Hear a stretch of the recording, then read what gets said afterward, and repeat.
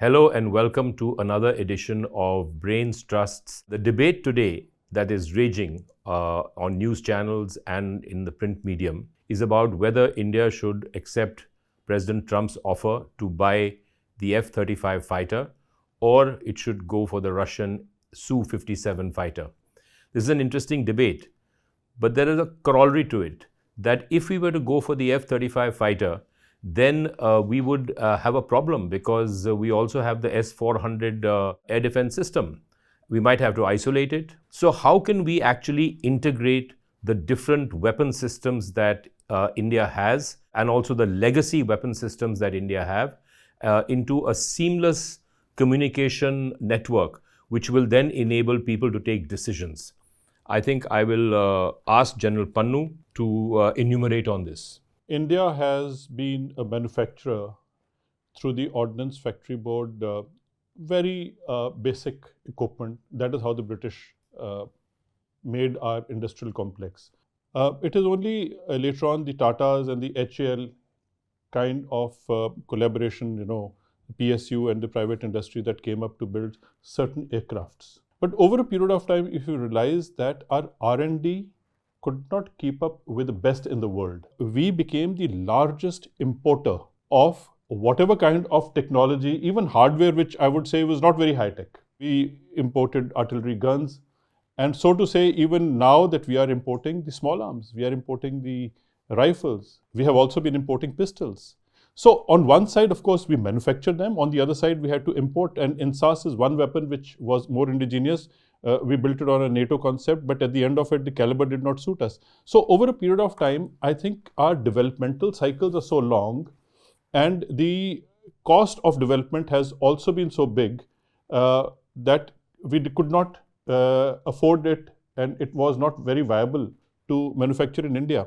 So I think what we have done at that time is whatever we could afford, whatever little budgets we have, so we started investing in war as to how much we could afford rather than invest in war which we rightfully needed. So I think our warfare was based on budgets rather than on the needs to win wars. So what you're saying is it was an ad hoc decision on how to assign monies to build or acquire different weapon systems. Also the L1 is something which everybody knows. The lowest bidder would get the bid. Whichever country of origin or whichever model could give you something which was for defense of your nation, you said, okay, let it be and let me not spend too much of money.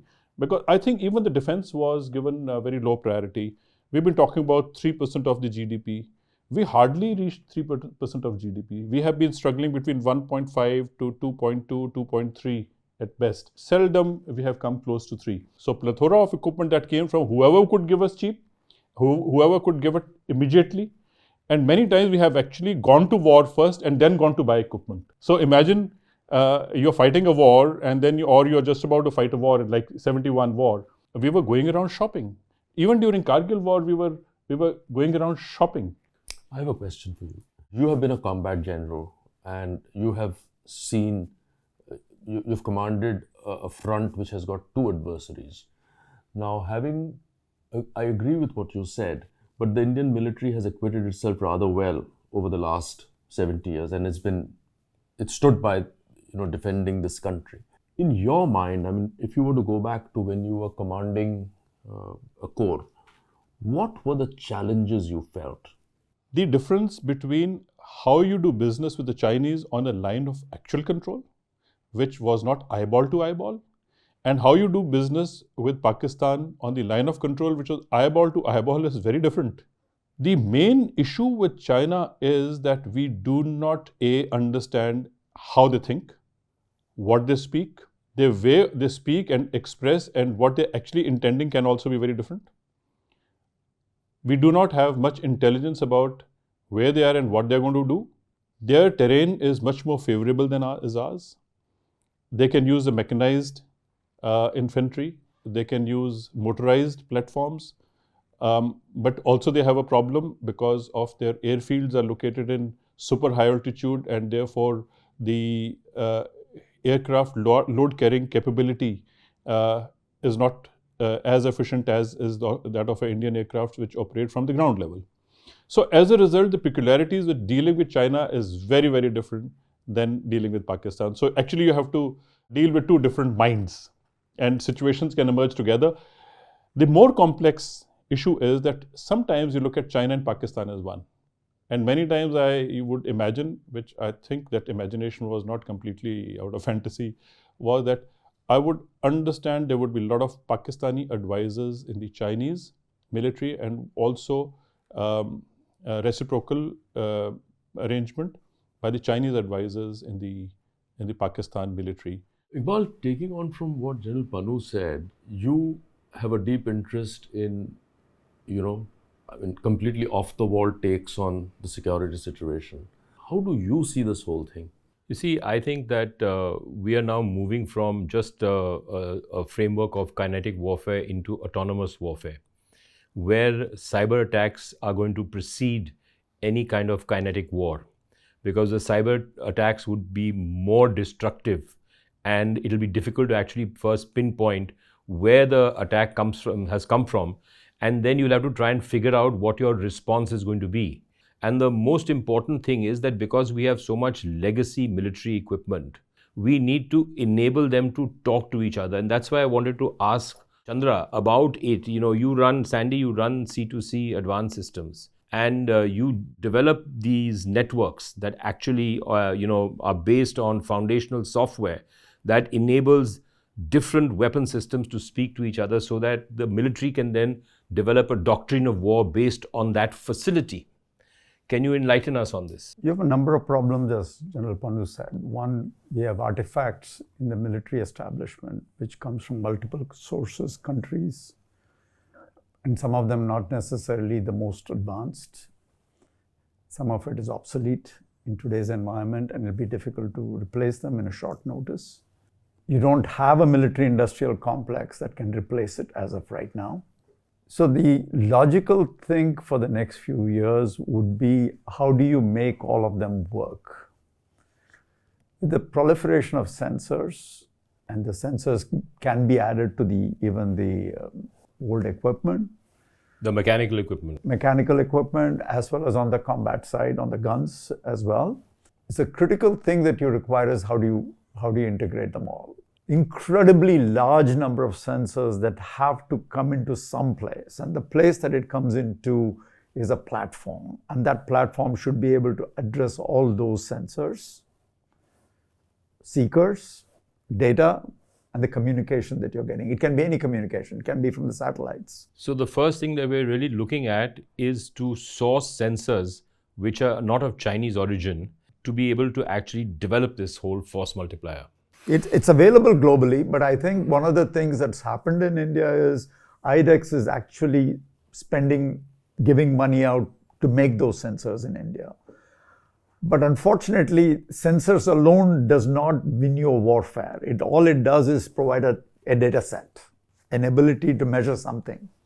Unless you build a platform, indigenously developed, designed, architected, designed to meet the Indian requirement, which is multi-dimensional, various country equipment, all kinds of nuances to it. If you can't integrate them and create a command and control capability, I think you will not succeed in a kinetic or a non-kinetic war. So you understand the space well. So what would your solution be? I go back to a simple example of a telephone, and that runs on an iOS platform. And that iOS platform then adds all the applications that come in. So if you don't build a platform that is universal, extendable, adaptable, it can be distributed, accessible, and it runs off of the same set of software platforms, which is foundational. I don't believe that you can solve the problem that you have in India today, because do you have a solution? C2C Advanced Systems over the last 6 years has delivered multiple platforms, specifically in the area of 2 frigates in Malaysia, of all places, not in India. And we have proven that this logic works. So you have proof of concept? More than a proof of concept. Actually, it's working. proof of application. It's a proof of application. Okay.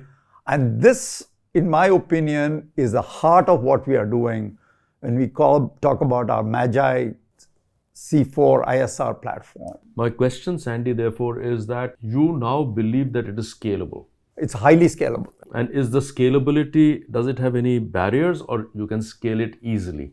It's modular. I just have to keep adding to it, and they all talk to each other. So it's a simple but elegant solution in your mind?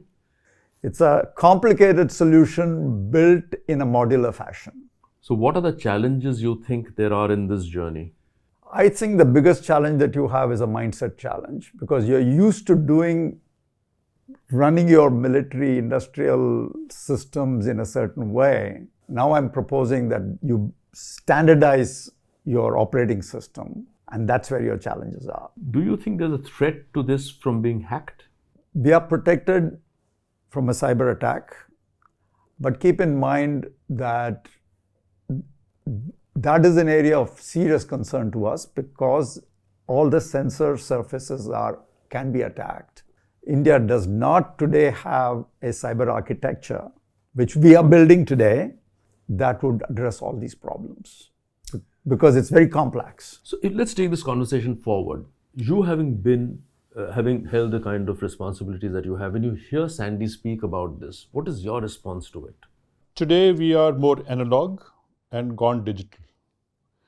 The aim is to go from digital to autonomous. So this is a journey, analog to digital, digital to autonomous. If you recall, we used to call computers as IT because then a lot of information flew through it. And then we started calling it ICT, it's communication technology, and then it became cyber. When it becomes cyber, really speaking, now everybody is sitting on a same larger system with many number of computers communicating with one another. So when Sandy is talking about attack surface, it is larger the system that you build with number of computers and ICTs, structures put together, communicating with one another with that speed. The kind of scenario that is going to be in the future is in the tactical battle area, where a formation, say of the size of a division, is fighting. There is a requirement of approximately 1 million sensors per square kilometer. 1 million sensors per square kilometer is the kind of requirement that the military equipment which is to work autonomously will need. Let me just repeat. You're talking about only one division. I'm talking about a division, and a division sometimes can be anything between 100 to 200 kilometers width, or even 300 to 400 kilometers depending on the terrain, and also as much depth. But what I'm saying is that the number of autonomous systems which are required to fight an autonomous battle would need about 1 million sensors per square kilometer. So therefore, look at the terabytes worth of data which is going to be transacted between the terrestrial and the non-terrestrial plane. And therefore, all this needs security. The security is required not only in the terrestrial platform, but also in the non-terrestrial, the spatial platforms. So unless you do it with one single mind, certain agencies coming together under one protocol, one policy, one doctrine, one understanding of the war fighting, it is going to be very, very complicated. But it is very simple that you build systems for the battlefield, which is called the Internet of Battlefield. It means whatever happens in a tactical battle area is, say, defined as Internet of Battle Things. Now, war is a whole of a nation thing. There will be supplies of arms and ammunition, casualties moving up and down, the convoys and the troops move, the aircrafts are moving, the strategic mobility is happening. Anything outside the tactical battle area is Internet of Military Things. It means your entire decision support system will have to be layered so that the commanders in the front line, to say a tactical battle area commander, will be able to take his own decisions with the inputs which are already fed into the system about the objectives which have been laid out for those subordinative commanders according to how the senior commanders want the entire battlefield to be shaped. So as a result, when he talks about the distributed command and control, it means that it is not that if you are having a common operating picture, then nobody is only looking at the headquarters sitting in the capital of a country to say they will only control the battle, or certain systems will control the battle. There will be human in the loop, but human in the loop would mean that your first problem comes is that you don't want to get surprised.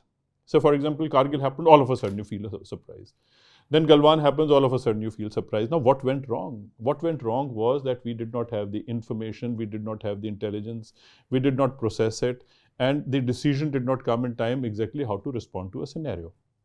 The moment same scenario gets transported to another model where you're fighting autonomous warfare, it means your OODA loop, as they say, observe, orient, decide, and act. They all will have to be brought together so that your observation and orientation takes the minimum time.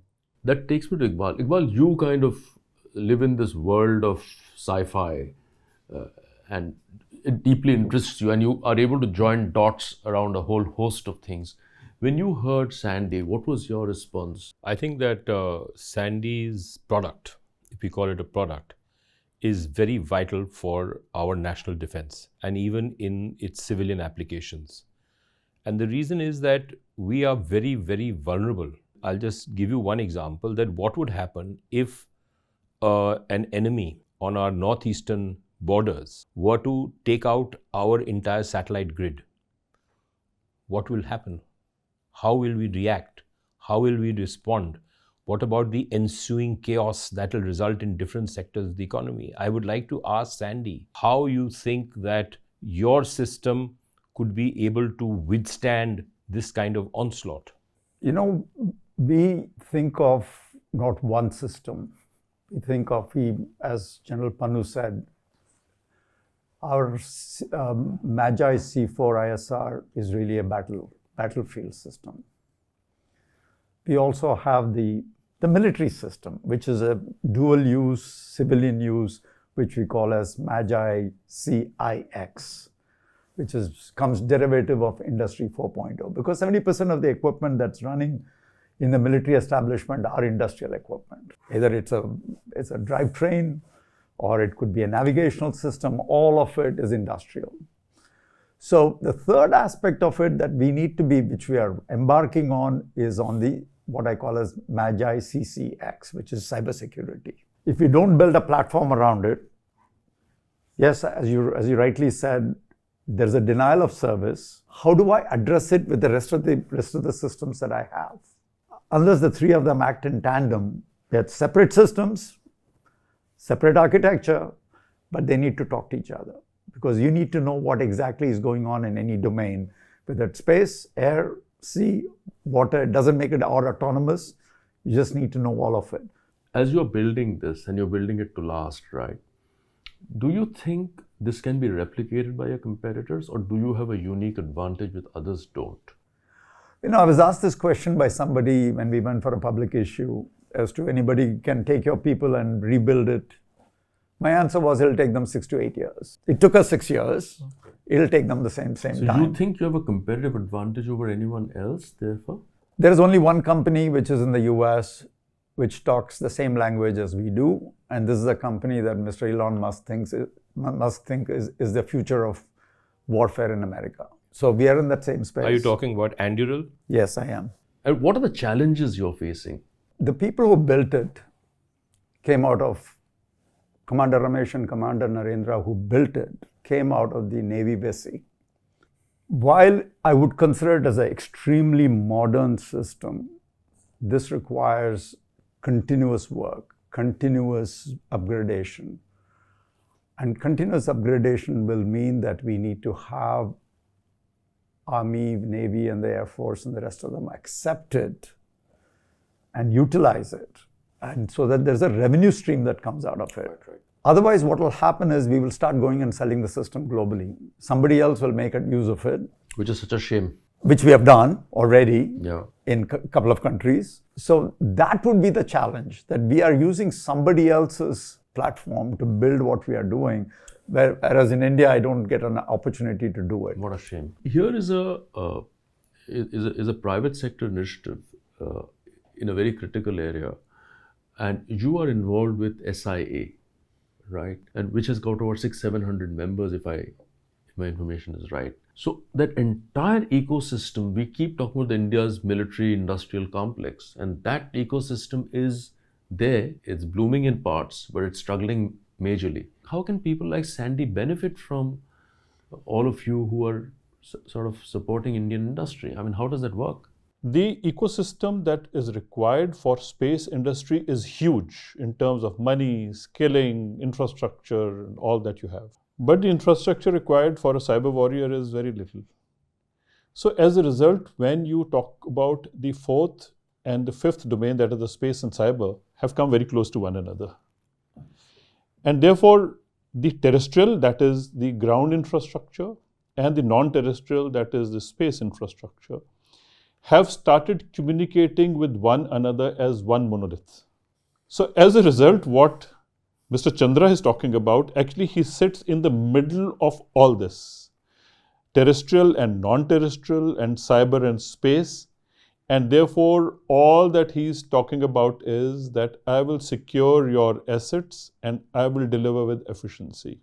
But I'm not very sure when he's saying that I have sold it elsewhere, would it be prudent for another country to buy the same stuff, or will he configure it differently? The technology that has gone into it is configurable and it has to be designed for specific applications. So there's a fair amount of work there. This is not as traditionally speaking, iOS or an Android. This is something that has to be engineered for specific applications and specific set of equipment that the country to which we are selling. But I think there's a bigger point here that I need you to know.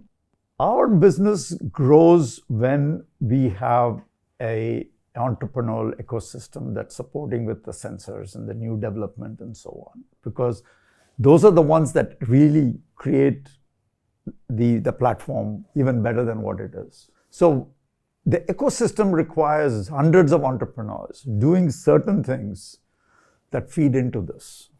And that, I think, is the most powerful thing that we have built. Your platform or your big idea straddles all 6 domains. It does. Because sensors from any place, I'm agnostic where it comes from. So it integrates the entire spectrum. Correct. It not Your only question. integrates, it also enables the military commanders to develop options of strategies, which they will then communicate to the political leadership, who will then take a decision and pick that strategy. But I think what is more important to understand is you can take a decision, but you have to take a timely decision and you have to take a correct decision. Now, what is a correct decision? You can decide to destroy a target by using something which is very expensive, like you spoke about an aircraft or a missile. And you can use the same through a cyber attack, a soft kill, which is much cheaper. I think in the system that he's talking about in the decision making, I think it should generate options which over a period of time when you conduct exercises, it should also give you the fastest, the most accurate and the cheapest way to execute your command decisions. So, General Sir, the most important thing that's happened in this world is, especially with the Ukraine war, has been the use of drones, cheap drones, which kind of act as first deterrent before you use your expensive weaponry. And I think the platform allows for that to happen. There are $1,000 drones that perform like the V1 guided missile used to do in the Second World War. Right. Cost effective, pre-programmed, and causing terror amongst the targeted population and the targeted leadership where it lands. Iqbal, you started this conversation. So how would you sum it up? I would sum it up by saying that it's a time for us to re-look at all our defense strategies, and we need to integrate all the artifacts that we have, and we also need to be making the right choices to buy the right equipment that doesn't require too much legwork to integrate, and therefore the decision shouldn't be ad hoc but should be based on some perspective planning, and then they must be implemented within a scheduled time frame. So you have to have a provision for money. You have to know how much your economy is growing by. You have to know how much your budgets are going to be. You have to know how much money you can allocate to the defense of our nation and the furtherance of our political goals. The use of technology and software, in my mind, is going to bring down costs of manpower, cost of acquisition, and I think casualties. I personally believe that this is going to be the driver that's going to take it. Second thing I would say is, people have talked about net-centric warfare, asymmetric warfare, hybrid warfare. All of it will eventually lead to taking these so-called puzzles that you have of various artifacts. They have to end up in something which is similar to a mosaic warfare, because at the end of the day, it's a mosaic. And what we are enabling is a mosaic that people can utilize to fight a war. And that I think is the ultimate goal that you have here. Is North Korea an interesting example of a nation that can actually conduct mosaic warfare, and that is a deterrent that it has developed against attacks by hostile enemies? Absolutely. I think North Korea has practiced mosaic warfare incredibly well. And they've threatened Americans with their capability. And it's a very asymmetric, whether you call it mosaic or you call it something else. But at the end of the day, you are asymmetric warfare. Asymmetric warfare. You see, I have been looking at mosaic warfare and have written about it. And I feel that the different pieces of equipment have to be layered to be able to talk to one another. And also on the other end, the repeated cycles of experiences that the commanders have over a period of time. One commander goes, another commander comes, and cyclically you continue to develop a doctrine. And then at the end of it, you have a thought or a way to fight a war. Is it that in the mosaic, you can build systems which are flexible, which cannot be compromised? It is not that this is the only way you will fight, or can you get up in the morning to say, I want to fight it differently, and then you push a few buttons and then the whole battlefield is configured differently.